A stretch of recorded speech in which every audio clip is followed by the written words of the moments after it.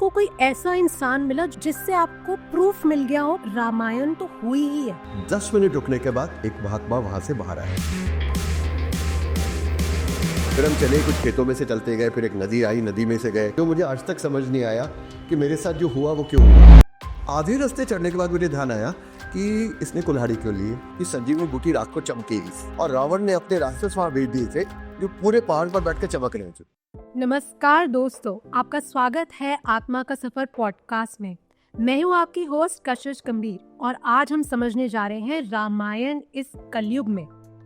श्री राम जी, श्री सीता मैया, लक्ष्मण जी की कहानी आज भी मॉडर्न डे में कैसे रेलेवेंट है, ये हम समझने जा रहे हैं हमारे गेस्ट के साथ।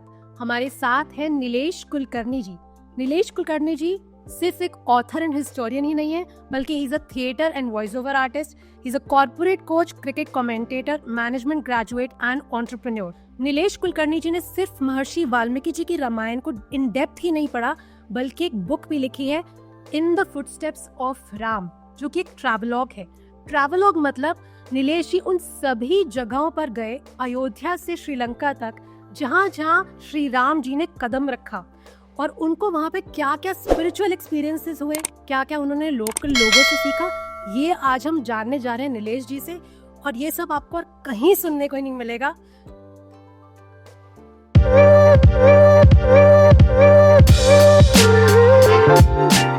नीलेश जी, वेलकम टू आवर पॉडकास्ट आत्मा का सफर, रामायण इस कलयुग में। नमस्कार, मुझे बहुत अच्छा लग रहा है आपके साथ ये पॉडकास्ट रिकॉर्ड करते हुए, and I am sure it will be a great journey through the podcast. Thank you so much. तो नीलेश जी, स्टार्ट करते हैं कि आपका जो ये ट्रैवलॉग है in the footsteps of Ram, तो ये इसका आप सिनॉप्सिस दीजिए थोड़ा सा कि जो लिसनर्स है वो क्यों ये पढ़े। ये मूलतः ट्रैवलॉग है जिसमें मैं और मेरे को ऑथर जो विक्रांत पांडे हैं, हम दोनों जने अपने स्पाउसेस के साथ अयोध्या से चलकर श्रीलंका तक गए थे, और उन सब जगहों पर गए थे जहाँ पे प्रभु श्री राम, सीता मैया और लक्ष्मण जी वनवास के दौरान गए हैं। सारी प्रमुख स्थानों पर गए थे। हर एक स्थान पर हमने कई कई दिन बिताए, वहाँ के जो लोकल लोग हैं उनसे बातचीत की, वहाँ के जो रामायण से संबंधित जगहें थी उन सब जगहों पर गए, उनको स्टडी किया, और अपने तजुर्बे वहाँ के जो थे उनको हमने मिलाया प्रभु रामचंद्र जी की कहानी के साथ। वो इस किताब में पैरेलल 2 ट्रैक चलते हैं। एक हमारा ट्रैक है जिसमें हम राम जी के फुटस्टेप्स पर जा रहे हैं, उनके कदमों को फॉलो कर रहे हैं, और दूसरा प्रभु रामचंद्र जी का ट्रैक है जिसमें जो कहानी रामायण की चलती है वो साथ साथ जाती है। तो इस वजह से आपने कहा, हमने जो मूल बनाया है, देखिए बहुत आसान है। हम कई जगहों पर गए, जिस जगह पर गए वहाँ के पुराने लोगों से मिले, वहाँ के पंडित जियों से मिले, वहाँ के जो ज्ञानी पुरुष थे, सब प्रोफेसर्स थे, उनसे मिले, हर जगह का महत्व जानने की कोशिश की। अब थोड़ा सा जब हम बात किसी से करते हैं तो बायस सा आ जाता है कि हर एक जना अपनी जगह को या अपनी कहानी को सर्वश्रेष्ठ बताने की कोशिश करता है। तो इसलिए इसका सत्यापन करना, इसका वेरिफिकेशन करना भी बहुत ज़रूरी था कि कितनी चीज़ें लोकल हैं, कितनी चीज़ें रामायण से है, कितनी चीज़ें शायद कुछ लोगों ने सालों से सुनी है इसलिए वो सुना रहे हैं। तो उसके लिए हमने मूलतः जो उपयोग किया वो किया वाल्मीकि रामायण का। ओके, आफ्टर ऑल आदि कवि वाल्मीकि है, आदि रामायण वाल्मीकि रामायण है, तो हमने वाल्मीकि रामायण का उपयोग किया। लेकिन केवल वाल्मीकि रामायण का ही नहीं, क्योंकि जैसे जैसे हम भारत के अलग अलग भागों में जाते हैं तो अलग अलग रामायण के जो संस्करण है वो प्रचलित है वहाँ पर। जैसे आप अगर उत्तरी भारत में जाते हैं तो गोस्वामी तुलसीदास जी की रामचरितमानस ज़्यादा पढ़ी जाती है। अगर हम महाराष्ट्र में जाते हैं तो वहाँ महाभारत रामायण एकनाथ जी की पढ़ी जाती है। अगर हम साउथ में जाते हैं तो वहाँ पर कंब जी की, महर्षि कंब की रामायण पढ़ी जाती है। तो अलग अलग जगह पर अलग अलग रामायणों का प्रचलन है। तो हमने कोशिश ये की कि जिस इलाके में हम जाते थे वहाँ जो रामायण पढ़ी जाती है उसमें से जो एपिसोड्स रामायण के लेने हैं वो हमने वहाँ से ली है। तो किताब में ये वर्जन बदलते जाते हैं, यानी जो जो हम कहानियाँ लिए वो जगह बदलती जाती है, और हर जगह उसके हिसाब से कहानियाँ ली जाती हैं। कई जगह ऐसी कहानियाँ हैं जो हमें कहीं भी नहीं मिली, उनको हमने लिया है क्योंकि वो अच्छी कहानियाँ थी, लोकल थी, महत्वपूर्ण थी, लेकिन उनमें क्लियरली कह दिया कि ये कहानी कहीं भी सत्यापित नहीं हुई है, ये लोकल एक मान्यता है, उस मान्यता के आधार पर हम इसको ले रहे हैं। तो इट्स अ पैरेलल ट्रैक, एक ट्रैवल का ट्रैक और एक प्रभु रामचंद्र जी के वनवास का पूरा ट्रैक, युद्ध का ट्रैक, और वापस आने का भी अयोध्या तक का। तो प्रभु रामचंद्र जी का जो प्रवास था अयोध्या से श्रीलंका और वापस, मुझे सौभाग्य प्राप्त हुआ कि मैं उन सब जगहों पर जा सका, और उन सब जगहों का आशीष मुझ पर मिला, और उसी कारण शायद ये पुस्तक ज़्यादा से ज़्यादा लोगों तक पहुंची। लोग मुझे इसके लिए कहते हैं कि आपने अच्छी किताब लिखी है। मैं बोलता हूँ मैंने नहीं लिखी है, ये उन्होंने मुझसे लिखवाई है। तो मैं सिर्फ एक कारण बना, मेरी कलम चली या मेरा लैपटॉप चला और ये आम सारा जरिया बना मैं उसके लिए, और सारा जो श्रेय जाता है वो प्रभु रामचंद्र जी को ही जाता है इसका। तो सर आप कोई ऐसी कहानी बताएं जिसने आपका पर्सपेक्टिव बदल दिया रामायण की तरफ, जो आपको कहानी पता थी, जो आपने पढ़ा रामायण में, जब आपने लोगों से मुलाकात करी उनके थ्रू आपने कोई ऐसी कहानी सुनी जिसकी वजह से आपका पर्सपेक्टिव ही बदल गया हो और आपको एक नया स्पिरिचुअल एक्सपीरियंस मिला हो, कुछ नया नज़रिया मिला हो? हाँ, ऐसी देखिए, जब आप 15 महीने तक लगातार, महीने में 10 दिन ऐसी सारी जगहों पे जाते हैं जहाँ प्रभु रामचंद्र जी के चरण पड़े हैं, तो जाहिर है कि आप तो उसमें पूरी तरह से डूबी जाएंगे। तो मैं कहता हूँ इस सफ़र पर लिया हुआ हर कदम, चाहे वो कदम रेलवे स्टेशन से ट्रेन में चढ़ने तक का क्यों ना हो, वो भी हमारे लिए एक स्पिरिचुअल एक्सपीरियंस था। तो अनडाउटेडली हम पूरी तरह से उसमें डूबे हुए थे। लेकिन कई जगह ऐसी थी जहाँ पर पर्टिकुलरली या तो कुछ सीखने को मिला या किसी चीज़ की अनुभूति हुई। तो उन चीज़ों के दो अलग अलग चीज़ों के बारे में मैं आपको बताता हूँ। एक, जब मुझे आज तक समझ नहीं आया, जो मुझे आज तक समझ नहीं आया कि मेरे साथ जो हुआ वो क्यों हुआ। मैं था राजापुर में। राजापुर जैसे आप जानते हैं गोस्वामी तुलसीदास जी की जन्मभूमि है। तो जहाँ उनका जन्म हुआ था, जहाँ वो छोटे से बड़े हुए, वो घर अब तक है। एक पुरोहित जी है, चतुर्वेदी जी, उनके परिवार के पास वो है, और वहाँ पर गोस्वामी तुलसीदास जी की खड़ाऊ भी रखी हुई है। तो वो जो पुरोहित जी हैं, चतुर्वेदी जी, वो कुछ 80 से ऊपर के हैं। और वहाँ की खासियत ये है कि वहाँ पिछली कई पीढ़ियों से, 10-12 पीढ़ियों से वो कह रहे हैं कि तुलसीदास जी की रामायण का जब से लिखी गई है उसके थोड़ी बाद से ही 24 घंटे पाठ होता है, और परिवार का कोई ना कोई सदस्य 2 घंटे तक आकर उसका पाठ कर रहा होता है। तो पहले देखिए कि वहाँ वाइब्स कितनी पॉजिटिव होंगी, कितनी अंदर जाके आपको एक स्पिरिचुअलिटी की अनुभूति होगी। वहाँ पे आप अपने आप को जुड़ा हुआ महसूस करेंगे रामायण के साथ। एनीवेज, हम वहाँ गए, हम वहाँ बैठे, पंडित जी से बातचीत की, उन्होंने हमें सब कुछ दिखाया। जब हमने फ़ोटो खींचने के लिए अपना मोबाइल निकाला तो उन्होंने कहा नहीं, रुक जाओ, मैं यहाँ किसी को फ़ोटो नहीं लेने देता। पिछले हफ्ते कलेक्टर आए थे और कलेक्टर साहब ने फ़ोटो लेने की कोशिश की, मैंने उनको भी रोक कर यहाँ से निकाल दिया क्योंकि यहाँ फ़ोटो लेना वर्जित है। मैंने हाथ जोड़े, बनकर सब माफ़ कीजिए, गलती हो गई, मैं नहीं लूँगा। तो मैं बाहर गया। उन्होंने शायद मेरे चेहरे पर मेरी डिसअपॉइंटमेंट, निराशा देखी, और जब मैं अपने जूते पहन रहा था तो मुझे वापस बुलाया, अंदर आओ। अच्छा। मैं अंदर गया तो उन्होंने कहा तुम फ़ोटो ले सकते हो। अभी कितनी बड़ी बात है कि कलेक्टर को उन्होंने वापस कर दिया, मुझे कह रहे तुम ले सकते हो, जितने फ़ोटो लेने ले लो। वो हमने फ़ोटोज़ लिए, but that is not the crux of the story. The crux of the story is, बाद में उन्होंने कहा अब तुम सिर्फ यहाँ 5 मिनट तक चुपचाप बैठो। हम सारे, मैं, मेरी पत्नी विक्रांत, उसकी पत्नी सुभा, हम सब लोग वहाँ 5-7 मिनट सिर्फ आँख मीचे हुए महसूस कर रहे थे कि चारों तरफ क्या हो रहा है। उसके बाद जब हम चले, संभव मेरा मन किया कि मैं पंडित जी को दंडवत प्रणाम करूं, और मैंने जैसे ही उनको दंडवत प्रणाम किया और उन्होंने मेरे सिर पे हाथ रखा, मुझे नहीं पता कि मुझे क्या हुआ, वो मुझे दोबारा कभी नहीं हुआ और उसका कोई कारण पता नहीं चला। मैं फूट फूट के रोया। Can you imagine a 65+ year old man crying at the top of his voice, रो रहा है बुरी तरह से, और पंडित जी कुछ नहीं कर रहे, सिर्फ सिर पे हाथ रखे हुए। उन्होंने कुछ मुझे कहा नहीं, कुछ बोला नहीं, सिर्फ उनका हाथ ऐसा था, मुझे क्या लग रहा था मुझे नहीं पता, पर मैं पूरे टाइम में, कम से कम मेरी वाइफ ने बताया बाद में कि मैं 15 मिनट तक रो रहा था। अब मैं क्यों रोया, उसके अंदर क्या मेरे अंदर फीलिंग आई, क्या हुआ मुझे नहीं पता, लेकिन कुछ तो मेरे अंदर का था जो वहाँ बाहर निकला, और कुछ तो था जो उनके साथ या उस स्थान के साथ या रामायण के साथ कनेक्ट हुआ। ये एक एक्सपीरियंस है।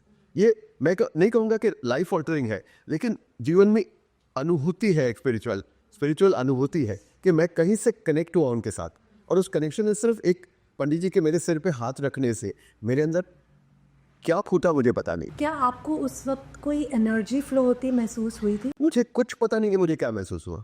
मुझे सिर्फ ये याद है कि मैं फूट फूट के जोर जोर से रो रहा हूँ। और मतलब एक होता है ना कि आप सिर्फ आंसू बहा रहे नहीं, मैं I am actually crying at the top of my voice. मतलब 10 लोग इकट्ठे हो गए देखते हुए कि आदमी क्यों रो रहा है मंदिर में, इतनी ज़्यादा मैं रो रहा हूँ, और मेरा खुद पे कोई कंट्रोल नहीं है उस टाइम।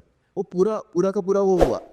ऐसा कई बार मुझे एक इससे छोटे से लेवल पे होता है। जैसे मैं सोमनाथ के मंदिर गया था, तो मैंने जब श्रीनाथ जी के आगे हाथ जोड़े, श्री कृष्ण जी के आगे, तो वहाँ मुझे कुछ ऐसा महसूस हुआ कि मेरे आंसू शायद बह रहे हैं। वो एक लगा और हुआ। इस पर मैं आपसे 2 क्वेश्चन पूछना चाहूँगी इससे पहले कि हम आगे बढ़ें।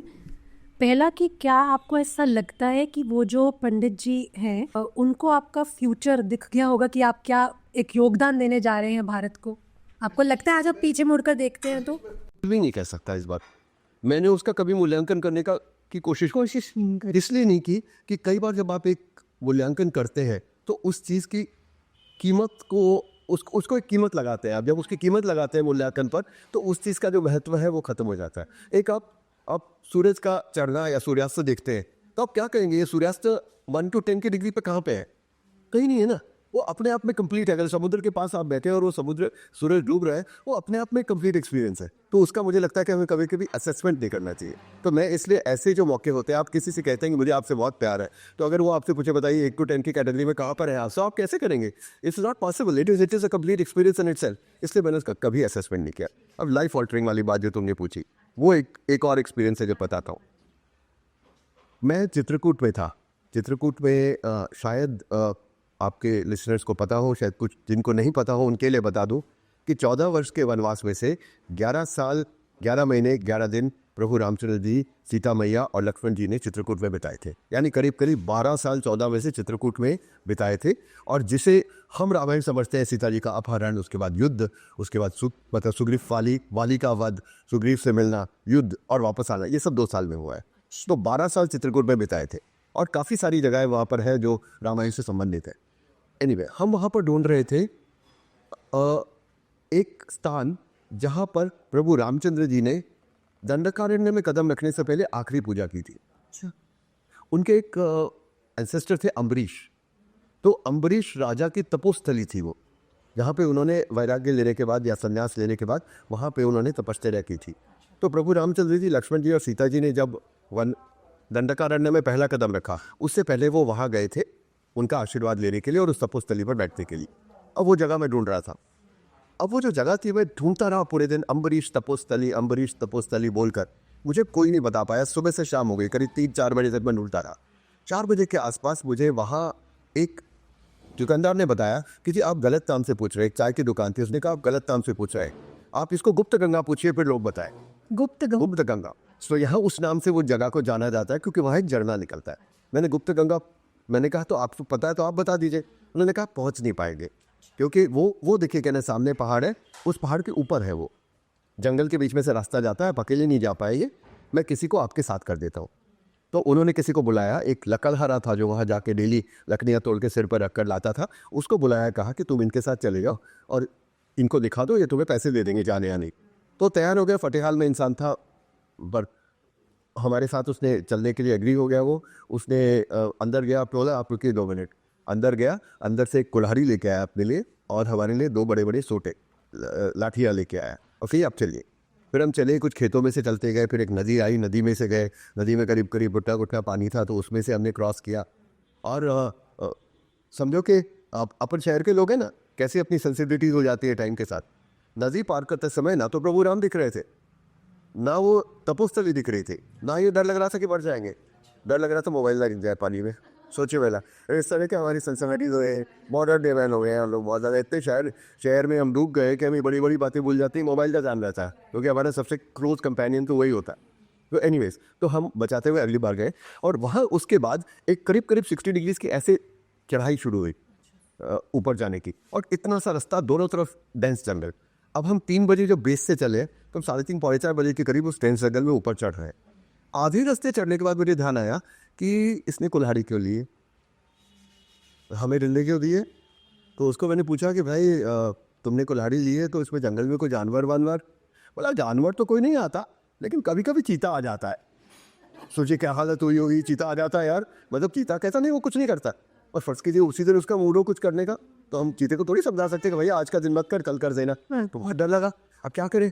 अब उतर के भी नहीं जा सकते क्योंकि आप आधे रास्ते आ गए और आपने अपना सफ़र तो पूरा करना है। उधर अंधेरा पड़ता जा रहा है चारों तरफ से, डर ये है कि अंधेरे में उतरना पड़ेगा। यानी सोचा कि चलो जो भाग्य में होगा प्रभु देखेंगे। और डरते डरते किसी तरह वो अम्बरीश तपोस्थली तक हम पहुँचे। ऑलमोस्ट 5:30 के करीब हो गया होगा, लाइट थी तब।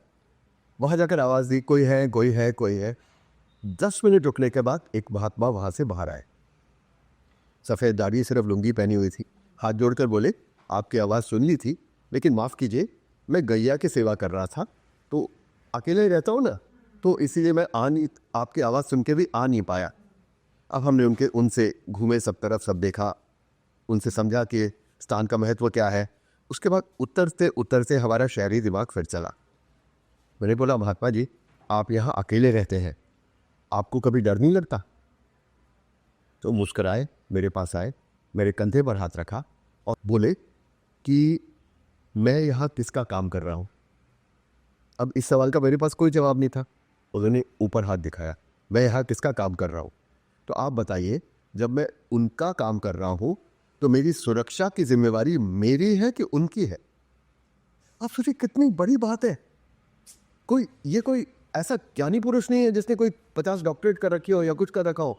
ऐसा नहीं है कि हिमालय में कहीं वो सिद्धि प्राप्त करके आए भी हो तो वो मुझे माफ़ करे, लेकिन वो एक मंदिर में सेवा कर रहे हैं शुद्ध भाव से, अपने गुरु के कहने से वहाँ अगर 16 साल से रह रहे हैं और मुझे वो एक जीवन का सबसे बड़ा सबक सिखा रहे हैं। जब मैं उनका काम कर रहा हूँ तो मेरी सुरक्षा की जिम्मेवारी उनकी है कि मेरी है? मुझे चिंता करने की क्या ज़रूरत है?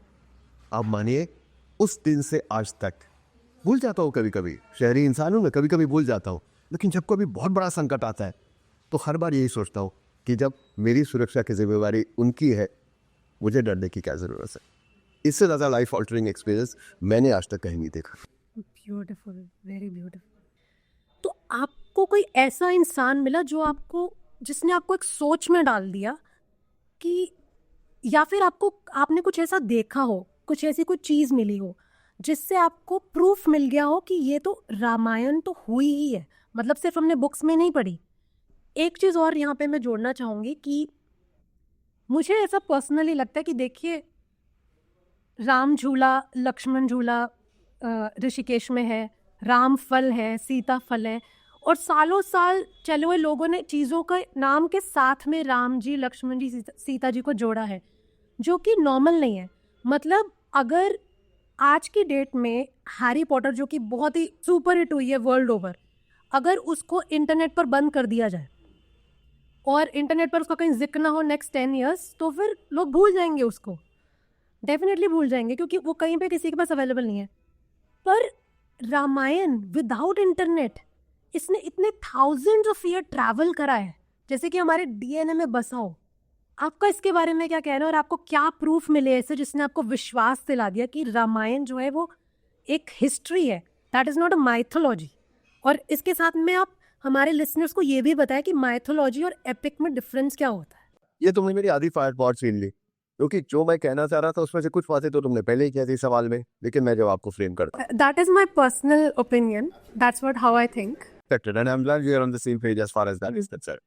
आगे देखिए, मैंने इतिहास की पुस्तक भी लिखी है, जैसे आपको पता है, बाद में मैंने इतिहास पर भी दो पुस्तकें लिखी हैं। लेकिन इतिहास में आप सबूत किसको मानती हैं? जैसे मैं जब भी कोई मुझे पूछता है कि क्या रामायण घटी है, क्या आपने कोई उसके सबूत देखे हैं, तो मैं उनसे पूछता हूँ कि क्या आप जानते हैं गौतम बुद्ध का जन्म कहाँ हुआ था? तो बहुत जगह हाथ खड़ा करके लोग बोलते हैं लुम्बिनी। तो मैं बोलता हूँ कि आपको कैसे पता कि वो लुम्बिनी में हुआ था? तो लोग कहते हैं जी वहाँ अशोक का शिलालेख है।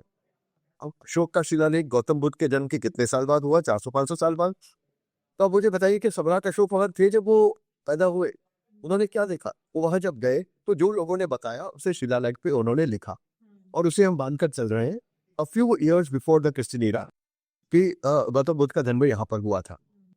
इसी तरह अगर आप इसको सबूत मानकर चलते हैं तो ऑलमोस्ट 1 CE से आज तक बिना टूटे पूरे भारतवर्ष में हर जगह ऐसे सबूत है, स्टोन टैबलेट्स है, कॉइन्स है, मंदिरों पे इंस्क्रिप्शंस है, मंदिरों में स्कल्पचर्स है, जो सारे रामायण की कथा को उसी फॉर्म में बताते हैं।